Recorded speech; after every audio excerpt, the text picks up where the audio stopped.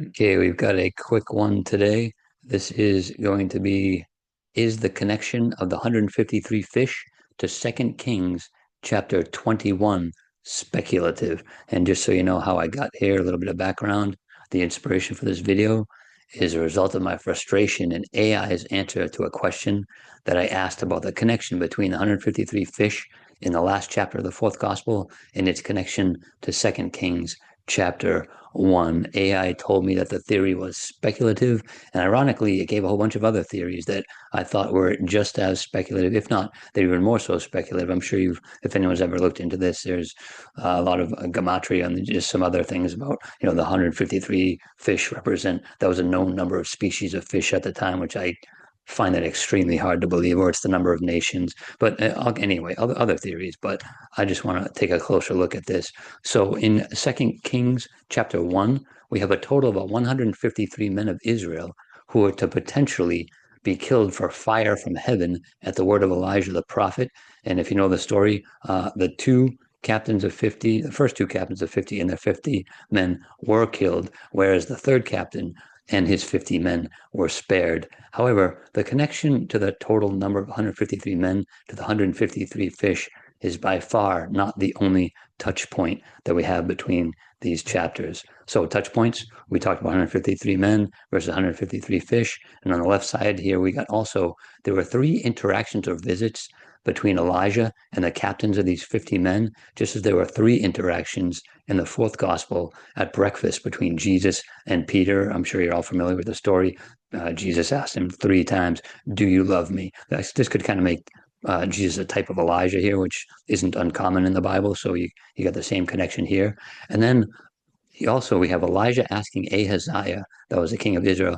He says to him, "Is it because there is no God in Israel that you are going to inquire of Beelzebub, the god of Ekron?" And I find that very similar to Jesus asking Peter, "Simon, son of Jonah, do you love me more than these?" They're similar questions, right? He's asking, "Where's your loyalty?" And then also at the end of 2 Kings chapter 1, we have Elijah making a prediction or a prophecy about Ahaziah's death, which obviously came to pass. And at the end of the fourth gospel, we have Jesus making a prediction or a prophecy about Peter's death, which we know was also going to pass as well. So some additional considerations here, the 153 men and the 153 fish, Jesus had already made the same connection to men and fish in other gospels when he famously said, "I will make you fishers of men." So it's not unprecedented to start equating fish with men. Also, the three questions, both Elijah and Jesus asked their questions rhetorically or even sarcastically. Jesus and Elijah already knew the answer to the questions as they were asking Ahaziah and Peter, respectively. That's uh, pretty easy to see here. And also, pretty significant here, this is not the first reference to Second Kings chapter 1 in the Gospels. If you're familiar with the stories, you have James and John. They saw the Samaritans rejecting Jesus. They said, "Lord, do you want us to command fire to come down from heaven and consume them just as Elijah did?" But Jesus turned, rebuked them, and said, you do not know what manner of spirit you are of, for the Son of Man did not come to destroy men's lives, but to save them. And I think that's the point of the story. And that's probably the point of John, Lazarus, fourth gospel, chapter 21 as well. And also, this is very interesting. The closing verse of each of these chapters, Second Kings says this, chapter 1. Now the rest of the acts of Ahaziah, which he did, are they not written in the book of the Chronicles of the Kings of Israel?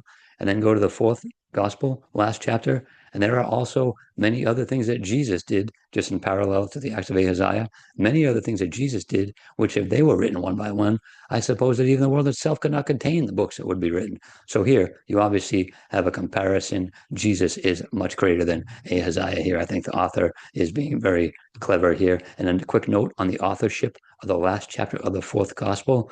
Scholars note that someone other than the beloved disciple wrote that last chapter. I'm in agreement with that. And if you watch our other videos, I'm sure you know I've made it very clear that I believe Lazarus wrote the fourth gospel, but I do believe someone else wrote the last chapter of the fourth gospel. And my theory is that Andrew wrote it. And I did touch upon this in a previous video. That's John or Lazarus, who wrote the fourth gospel, episode 24, if you want to get into that. And just a short take on that one. Andrew counted fish earlier in the fourth gospel that was back in chapter 6?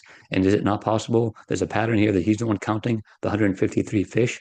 And also, as he's Peter's brother, Peter is the focus of chapter 21 here. There are other reasons if you want to watch that episode 24, take a look. I strong belief that Andrew wrote it. So it seems in my mind that Andrew modeled chapter 21 of the fourth gospel after 2 Kings chapter 1. And upon further review, the connection between 153 fish and 2 Kings chapter 1 proves that this theory is not speculative, regardless of AI or anyone else's opinion. So any questions or comments, as always, please bring them in. And as always, contend earnestly for the faith, which was once for all delivered to the saints. And God bless.